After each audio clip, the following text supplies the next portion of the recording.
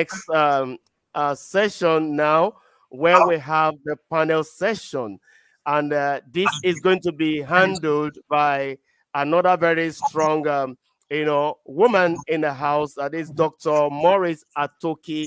Dr. Mories Atoki is the Chief Executive Officer for the African Business Coalition for Health, ABCHealth, a society equity organization focused on mobilizing private sector's resources to improve health outcomes across Africa.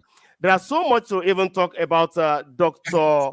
Atoki here, but because of our time and since we are really much conscious about our time, Dr. Atoki, has been, practicing for many years, and Dr. Atoki led the private sector participation on the advisory board of the United Nations stroke Germany government, which has really made a lot of impacts, in the society. So we are welcoming Dr. Mories Atoki to begin to, take charge of the panel session from now. Over to you, Dr. Atoki. Thank you very much for coming. Thank you so much, Dr. Akongbe. I hope you can all hear me.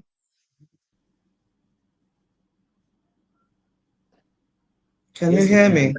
Yes, we can. Yes, we can. Thank you so much. Perfect. Perfect. Thank you for the warm. I think I have a voice over. Can you check, please?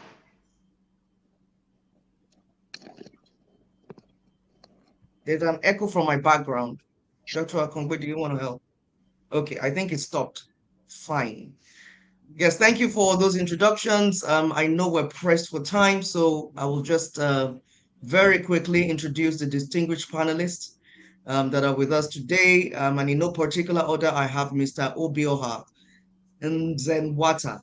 He is a seasoned IT professional with a proven track record of success in IT governance and security management. He's also a strategic leader with a deep understanding of the latest trends and technologies.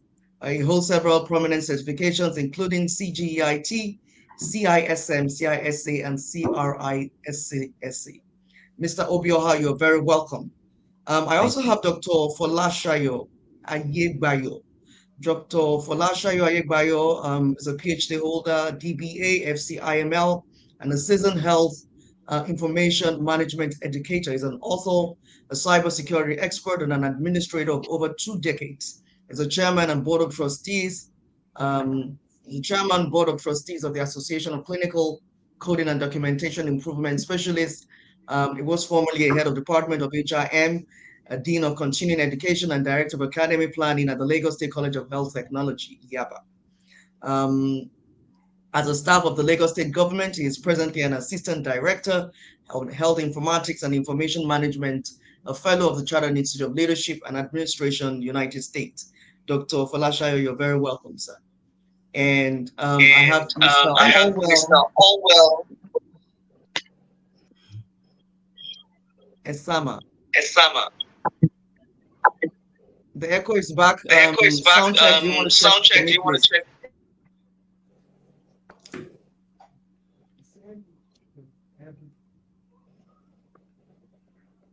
Mr. Allwell Esama is a seasoned professional with a strong background in accounting, finance, and data analysis. He started his career in insurance and banking and eventually branched out to become a respected management consultant. His dedication to leveraging data and technology for business growth is evident in his FMVA, that's Financial Modeling and Valuation Analyst, and FPWM certifications. Is driven by a passionate commitment to enhancing efficiency and fostering a positive impact within Africa's dynamic business landscape. Distinguished panelists, you're very welcome to this session. I hope I'm still being heard. Yeah. Yes, we can hear you. Oh, perfect. Right, we've been asked to hold this panel, and our topic is a holistic approach to telehealth and healthcare data security and interoperability. I will just jump into the questions as we have it. So, in no particular order, like I mentioned earlier, I will start with Mr. Obioha Nzenwata. Mr. Obioha, you are the CIO of Iwosan Lagoon Hospital. And can you tell us a bit about how you've managed your comprehensive telehealth and healthcare data security framework in that hospital, especially to safeguard patient information from unauthorized access? And what has been your most difficult challenges at this? Over to you, sir. All right, okay. Coming from the strategic standpoint, I would say that I implemented a multi-layered security strategy, which includes advanced encryption, regular security audits, role-based access control, and staff training, which I will always overemphasize on, and then strict compliance with healthcare data protection regulations. So, but to bring a little bit of context to this, we have a lot of IT information security policies, just like in every other organization. But one thing that actually stands out with me is the enforcement of those policies. Now, as it regards to telehealth, it's good I mentioned that at the moment, our telehealth is not fully fledged. In the sense that we don't have a mobile app that we're using for it, even though there is one in the pipeline. But currently, we're doing teleradiography, with some remote consultants in India and UK. We have some work sites, and then we use some links. Now, let me take on the teleradiography. Yes, we have some consultants in the remote locations who log into our own environment through a secure connection, which is VPN. And then we also implement a bringing your device policy in those systems. Reason being that because you will always have vulnerability. Vulnerability can be introduced when people are working outside your office environment. So that bringing your device policy actually ensures that they just don't use any work device to log into our own environment, in as much as we're using secure connection. And that makes us it gives us the privilege to periodically assess their work tools to ensure that it meets the minimum security requirement for any system to have access to our environment. So, and at first, there was this, when it comes to data protection as well, it's good I mentioned, the regulatory requirement of having our data residents in Nigeria. So coming to that, all our data, of course, we had the option of sending those images to the radiologist remotely, but because of the data regulation requirement, which has to do with data residency, that was why we had to create the room for that VPN for them to do it within our own environment. Now, coming to work sites, which I will also say is a form of telehealth in the sense that we collaborated with some corporations, quite corporations, to have our own. So they gave us more like an office space where we put 1 or 2 medical officers there. So, and the purpose of that is to offer comprehensive health care to them, in as much as the medical care professionals might actually be a little bit deficient in certain skill sets. But the goal of this is that if they have any form of issue, maybe any health challenge, the medical professionals become the contact points. Through them, they can connect remotely to any of the branches and talk with the right consultants that will be able to address it. Now, we use Zoomlink for our patients, for our remote patients, especially the high-profile patients, we use Zoom for them. And then to WhatsApp, which we use occasionally. But when it comes to WhatsApp, we try as much as possible to discourage voice notes or video notes. We try as much as possible, or even typing a text message.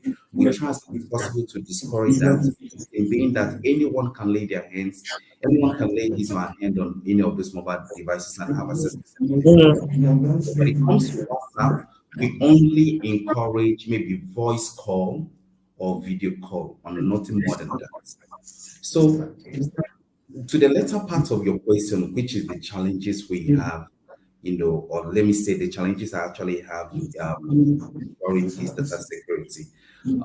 We all know that IT security, or let me say the risk landscape, is always evolving. So sometimes it's always a little bit of a problem trying to catch up, because no matter how efficient your security policies might actually be, it's as good as the last update. So making it to be updating it on a daily basis, or maybe as new vulnerabilities actually erupt, is always a challenge, which we try as much as possible to ensure that we cover that gap.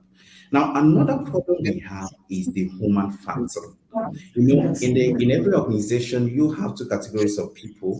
We have the people who know what they do, but they are skeptical doing what is right. Sorry, who know what is right, but they are skeptical doing what is right.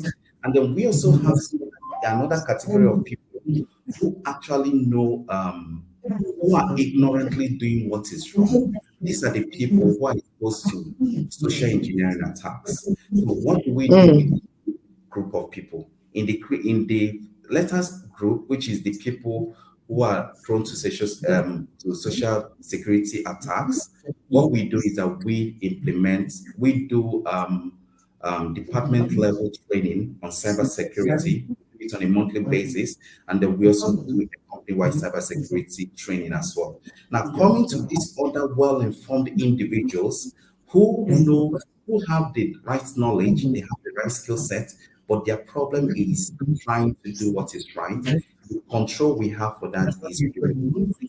So with period, everyone knows that, okay, if I don't do what is wrong, definitely it's going to be discovered. And with that, we are able to manage that. And then other part of it has to do with the role-based access control that we implement across all our users. Thank you. All right. Thank you so much, Dr. Nzenwata. Mr. Nzenwata, pardon me. Yeah, My follow-on question, and I want you to think about this, but I will get back to you. My follow-on question will be, do you think that Iwosan Lagoon Hospital is currently optimizing the advent of telehealth and health, and telemedicine in its usual and typical or traditional approach to health and healthcare? But just think about it. I'll come back to you on it while I go to Dr. Folasayo Ayegbayo. Dr. Folasayo, am I correct in the way I pronounced your name? You are very correct, ma'am. All right, so you're very welcome. All right, so you're very welcome. Thank you. Looks like the echo is back. Looks like the echo is back. Please check.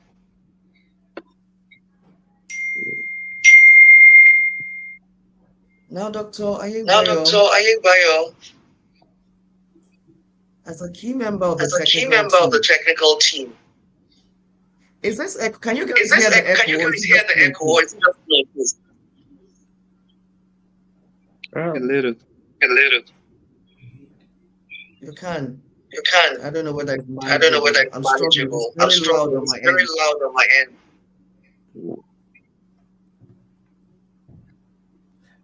Hello, doctor. Okay, if it's just me, just be sure that you don't have another device connected with this platform. If you have another one, maybe like a phone and laptop at the same. It's bringing echo. I mean, I don't have. I don't know. Okay, maybe it will be controlled from the back end. Just continue because of our time. It's very uncomfortable. But, yeah. Dr. Ayegbayo, you are the technical team of the health, informatics and information management of Lagos Ministry of Health. Considering the size and effort of the state government of Lagos as a whole, commercial hubs of Nigeria, can you just tell us about what efforts have been currently deployed at the state level to educate both healthcare professionals and patients about best practices in telehealth and maintaining data security during telehealth interactions. Over to you, sir. Thank you very much, Dr. Mories. I equally appreciate the eminent panelists that we're here together. Um, I think this question is one that I'm so much happy to have, and that is for no other reason other than the fact that the Lagos State government, especially in the Ministry of Health, has been doing a lot of exploits when it comes to data protection, data security, and especially in the area of telemedicine, telehealth initiatives. I think it was in the media recently that even Lagos State won an award, uh, through one of its agencies recently. And having said that, coming back to what is being done at the ministry level, I want to sound a note of warning that all the information that I will give here, they are just from my professional opinions. I am not holding brief for the ministry or the government, mostly personal and professional. And of course, based on the knowledge that I have. So, and that is so that it will not be like this is the state's government position as a civil servant who has taken the oath of secrecy. I believe you appreciate my caveat.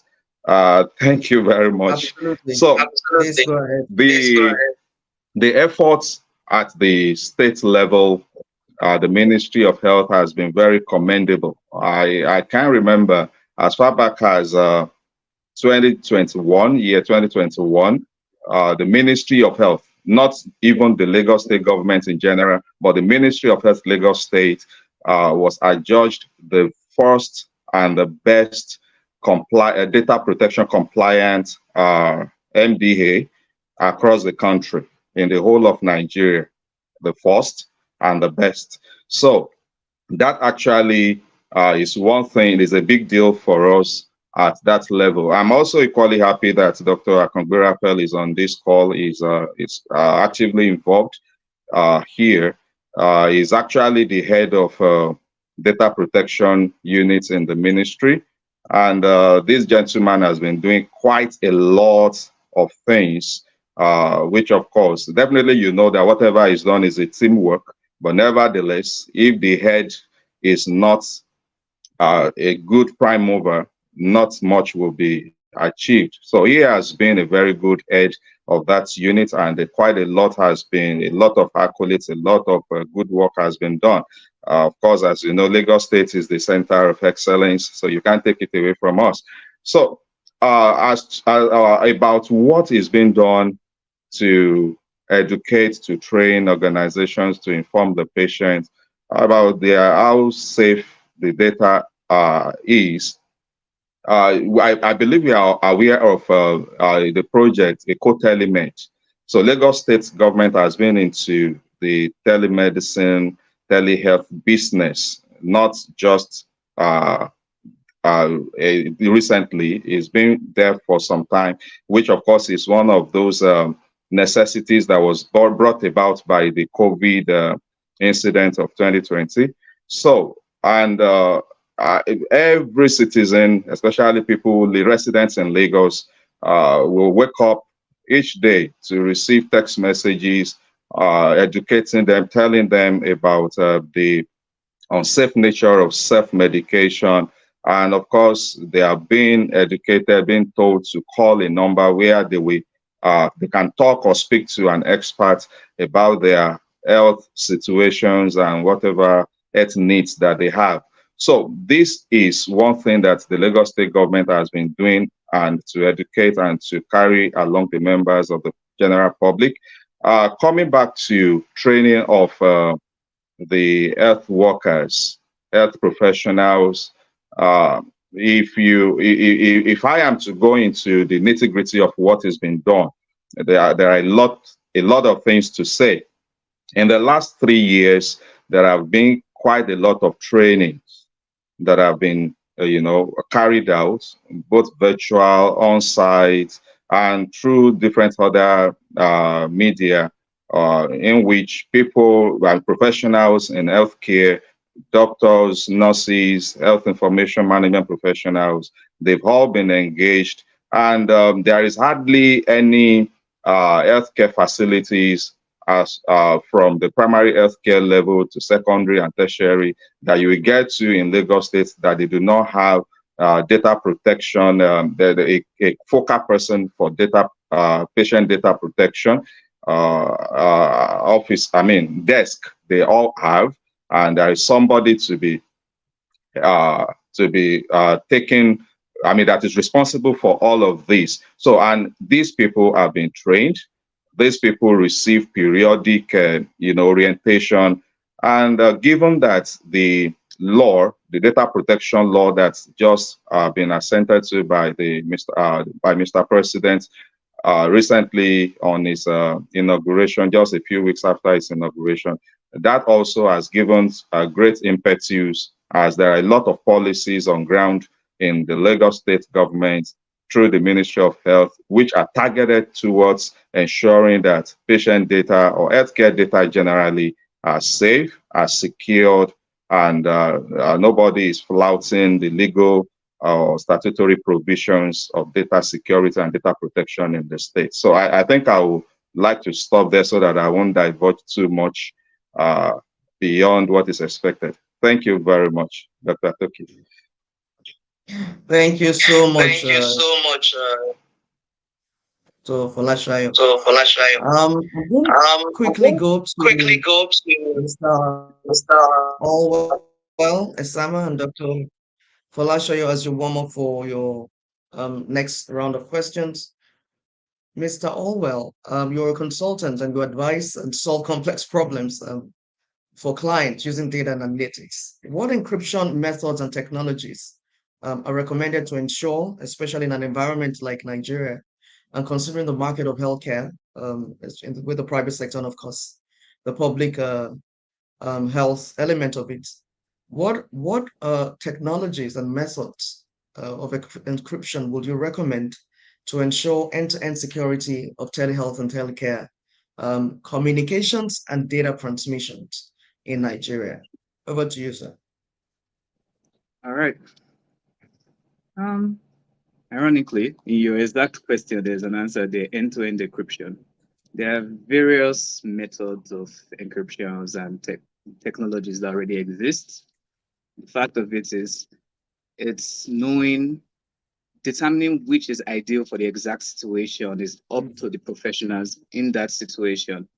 Take, for example, obviously, we know one of the primary concerns of the telehealth technology, in fact, the healthcare sector in particular, is maintaining the confidentiality of its patients, maintaining that their records are kept safe, the integrity is not compromised, they're available when needed, and yet no unauthorized personnel should have access to them. So it's already inherent in these solutions that are developed by, again, professionals. Use the end-to-end encryption, the transport layer security, even the multi-factor verifications. There are multiple verification methods used in these softwares. So I don't want to go into any technicalities because that would just bore everybody basically. So yeah, I would just recommend getting the proper infrastructure, getting the proper software and the proper competencies. So you are the stakeholders of this healthcare industry have proper services rendered to them that protects the patients, that makes work easier for the doctors, the service providers, the nurses, and it just brings proper technology and solutions, bring better collaboration to the entire industry. And furthering this telehealth initiative, providing healthcare, making it easier for doctors to service their patients on a wider scale and in more remote locations that would normally have access to this. Proper infrastructure and technology makes it easier to further this initiative. So I don't want to take too much time, looking that we're already on the clock now. Right. So let's just proceed. Yeah. I think that's a simple answer I could give. Thank you so much. I mean, I hear you say it has to be end to end, and the service providers need to ensure that they have the right element of expertise in ensuring that data is secure as much as possible, especially when transmitting information. I So mean, eh, to give a simple example, in that like the end-to-end, please just do. take WhatsApp that you use normally. That's an end-to-end Right. encryption example.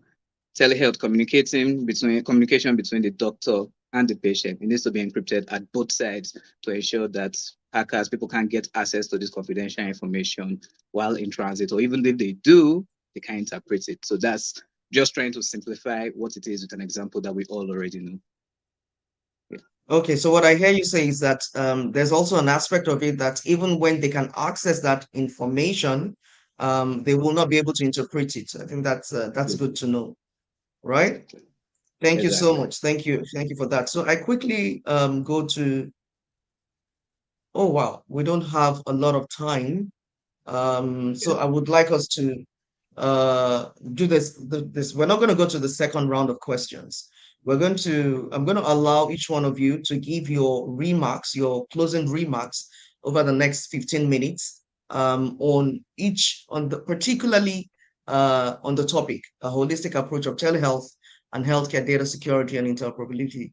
But I want you to look at Nigeria as a case studies because this is the moment for Nigeria. We're evolving and we're thankful to the organizers of this kind of platform for putting this together for us. So if you were given 1 or 2 minutes to say a few things about where we are at as a nation and what we can do better, what would you say? I go back to Mr. Obioha. Over to you, sir. All right, okay. Before I go into that, let me ask I us to remember that answer I the asked you to question. Yeah, you to asked me a prepare for question. your. Yes, I Sure, did. exactly. Please, let's So, start with that. just to answer that briefly, where we are currently, we're not optimizing telehealth in Lagoon Hospital, and that was why I stated earlier that there is we're actually coming up with an application that will help us get to where we're expected to be. So, Right. it's being underutilized in Lagoon Hospital at the moment, but we have it in the pipeline. Now, coming to the topic as a whole, telehealth is something that has actually come to stay in the country, and especially we saw its evidence in during the COVID pandemic. If for any reason there is another pandemic in the near future, it's going to be Mm, healthcare professionals who leverage on telehealth that will be able to be on the job, that will actually have a bigger market. So it's something that has come to stay apart from the market share, or let me say, apart from the commercial benefits of it, we also look at the benefits from the patient side. Do you get? So we yeah. don't necessarily need to go all the way to hospital and all that. It should be something that healthcare delivery should be reachable in every part of the country. So it's something I will always encourage that every healthcare practitioner or organization should actually be on the lookout for. And Absolutely. then And from the thank you so much technology for that. part, also let me also talk about the technology part aspect of it, because it goes beyond just telehealth, as the topic actually states. Interoperability, being able to communicate with different systems, is also another part.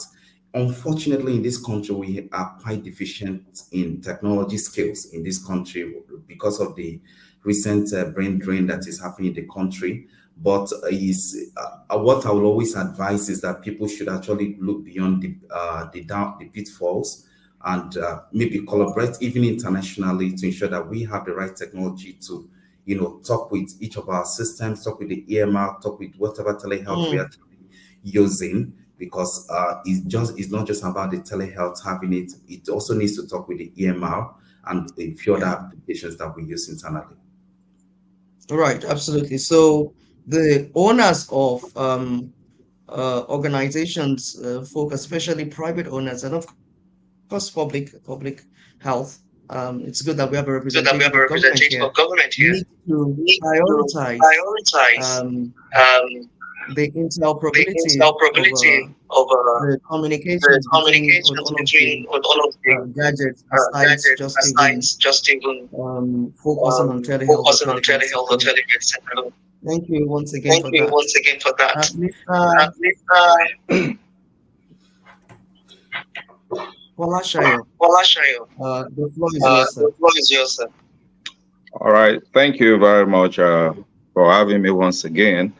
Uh, looking at the uh, telehealth, telemedicine initiatives in the Nigerian healthcare system, of course, globally, it's not a new uh, initiative. It's been around for quite a while, and it's been evolving over time. But Right. now we are paying attention and focusing on it in Nigeria. Uh, uh, uh, the concern was just raised by the last speaker about the negative impact of brain drain on the application, the usage, and what have you. But I want us to focus on the aspect of the trust that comes with, when we are talking, this is a technological innovation, and it comes with its own downside. There is always a negative part of it. I had a discussion with some people, and I told them that okay, like last year, like a year ago, there were these suspects that were paraded by the police authorities in Nigeria, and they named some banks in Nigeria that were so porous that people's money are not safe there, that they can easily hack into the systems.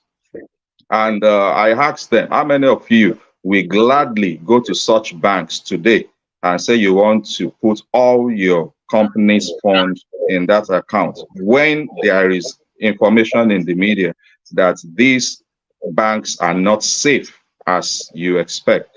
The same thing may happen with telehealth, telemedicine, because these are technological innovations. Hackers are on the prowl, and any organization that is thinking of adopting any telehealth technology has to pay premium on security. On security is not just something you just allow to operate without being monitored.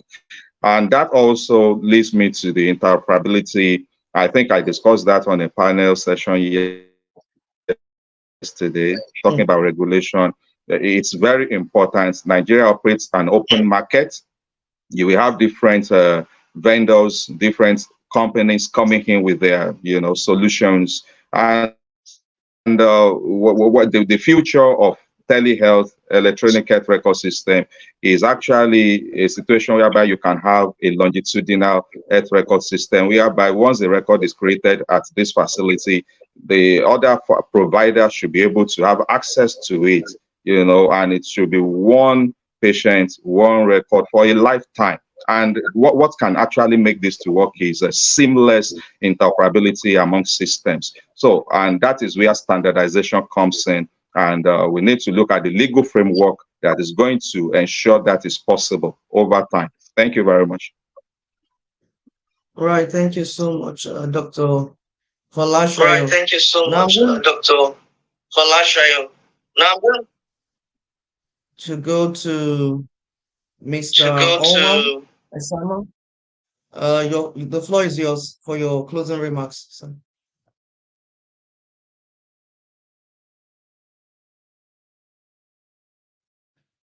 It seems you're muted.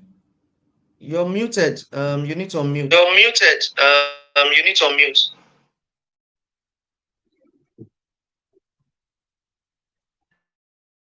You're still muted. I'm still muted. Can you hear me now? Apologies for that. Yes. This Is it starts better? all over. Yes. This starts all over. Okay. So I was saying I like the point that Dr. Folasayo made when he was talking about having one record, one for one patient that is easy to communicate between different healthcare providers. That's basically what this whole interoperability thing is. the way to achieve this is, I think the government needs to put not just regulation, but kind of like incentives to promote this standardization. There are multiple standards already, like specific formats for already created for the healthcare security on how records should be taken, how customer data should be structured, so on and so forth. That already exists.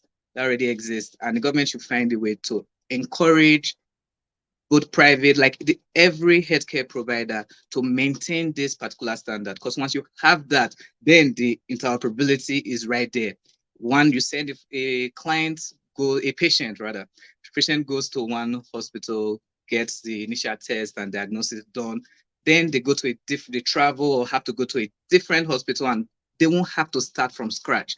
This is an actual, like, it's a patient-centric approach that will make healthcare more comprehensive, more meaningful. People don't have to start going over redundant tests over and over again. So an individual, no individual entity can actually drive this. It's something that I believe the government needs to put more attention into. It's not just creating multiple regulations, consequences, and penalties. It's actually fostering the desire to follow these particular standards. People always move knowing, okay, what's in it for me? They need to know that it's for their own good, it's to the benefit of the doctors, for the patients, for everyone in general, to maintain this particular standard. If we are all keeping records in a particular way, then when I send it to a different system, if at some point it even becomes a global situation, it won't matter who or when or where the record was taken. Everyone will be able to interpret it. The patient will be able to still get the same comprehensive care without having to reiterate. All previous diagnoses and decisions, conclusions will be stated and clearly seen. And then everything, actually, the interoperability and the goal that we're all trying to achieve here, which telehealth in particular drives, it will be a clear step forward once we can foster this collaboration between individual entities, because it's when they all come together for a particular function, focusing on one particular approach, that will have interoperability as an actual thing, rather than just a fictional term that we don't ever get to see in practice. So yeah, I believe we need to all collaborate in that regard, stemming down from the government and authority. Yes. Right. Thank you so much, Mr. Allwell. And talking about interoperability, I think it's worthy to also state loud and clear. I'm not sure the beneficiaries, who are the patients themselves, understand the usefulness or the value of interoperability, and so many other, medical or health rules or guidelines and standards. I think there's a need for awareness. So, for instance, I know cases where people almost lost their lives because the current doctor did not have information about, the history of the health of the particular patient. I know people who lost children or babies for the same reason. But I'm not sure an average patient is clear to understand that. I mean, once you go to another hospital, what you're also doing is that without that communication mechanism in place, you lose the value of all records, clinical records and health records that your former healthcare provider actually has. And that's a detriment to a lot of care that's will be given to you by new healthcare providers. So for me, it would be also us, every one of us in the value chain, and also in the healthcare sector, taking responsibility to create the right level of awareness, to answer questions appropriately. I don't think we attend to patients enough to give them that opportunity to know and to learn and to be able to value their own input into advancing the entirety of the sector. As we know, technology's greatest strengths are also its weaknesses. Security of healthcare data and information is crucial to the success of any telehealth, telemedicine application, that is currently out there, or that as a nation we're advancing towards. I do hope sincerely that the distinguished panelists have been able to do justice to the topic. The topic, once again, is a holistic approach to telehealth and healthcare data security and interoperability. I'm sure we have people who have questions, but again, we've come to the end of our own panel, and we want to thank the organizers for the opportunity. We want to thank the organizers for the opportunity. Dr. Akongbe, over to you, sir. Dr. Akongbe, over to you, sir.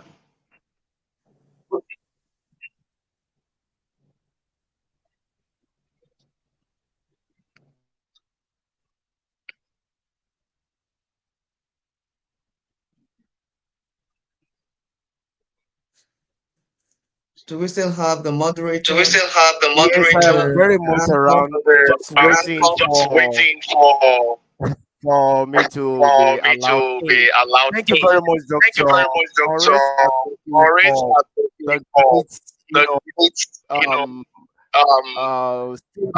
the skill that you have just displayed because of this particular topic that we have just talked about. I also want to appreciate Mr. Obioha, Dr. Folasayo, Mr. Allwell Esama, even for their great responses. What we are discussing is a very, very vital, point when it comes to the telehealth technology, which, the aspect of the interoperability, which, I love the way Dr. Atoki really moderated it. And I also appreciated the way the panelists have really handled it, because there is no how the healthcare can actually move forward without, a good interoperability between the telehealth technology and other applications. For example, the EMR, for instance, now needs to have a very good handshake with the telehealth, application, telehealth technology, for easy health information exchange. This is part of what is going to really, foster effective healthcare, delivery, particularly in Nigeria. And these have been properly handled, by these great, professionals we have on the platform. I want to appreciate you once again, Dr. Mories Atoki, because I know you are coming in any moment from now, because, and I'm not going to read your profile again, because that one has been done in order to save our time. We have already eaten 1 minute out of your time. So thank you, Mr. Obioha. Thank you, Dr. Folasayo Ayegbayo, and thank you, Mr. Allwell Esama. We still hope we're going to be at the background to, still, wait for any question that is going to come up, from the comment session, which are going to attend.